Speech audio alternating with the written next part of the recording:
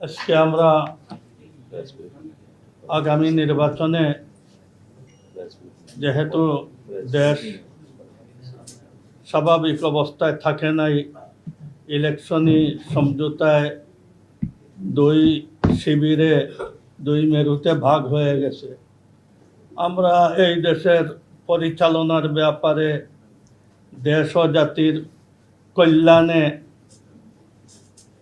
আমাদের কাছে জাতীয়তাবাদী দলই অন্য দলের চাইতে বেশি আস্থাভাজন, যার কারণে জাতি ও দেশের কল্যাণের জন্য আমরা জাতীয়তাবাদী দল, শহীদ জিয়াউর রহমানের আপনার দল,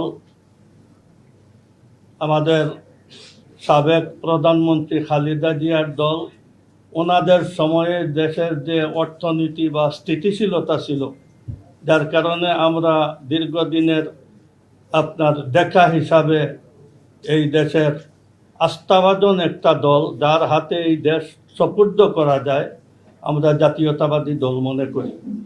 যার কারণে আমরা বিশ্লেষণ করে, আমরা নিজে নিজে চিন্তাভাবনা করে সিদ্ধান্ত নিয়েছি যে আমরা ইলেকশন জাতীয়তাবাদী দলের সাথে করব। যার কারণে আমরা এই সিদ্ধান্তে উপনীত হয়েছি। আল্লাহ তাআলা যেন আমাদের সামনের রাস্তাটাকে যেন ভালো রাখেন, ভালো চলেন।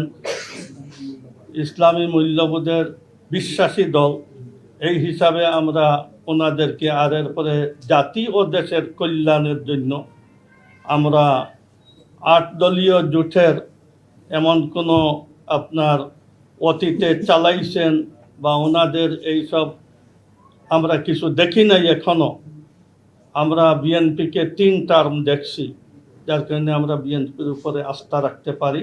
আর বিএনপির উপর কাছে এই আবেদন আমাদের থাকবে যে সরকার গঠন আল্লাহ তাআলা যদি তৌফিক দেয়, তাহলে এই দেশের জনসাধারণ যেভাবে দেশকে সামলানো আর অগ্রসর করে নেওয়া, ঠিক এইভাবে ইসলামী অঙ্গনটাকে যেন আপনার গতিশীল করা হয়।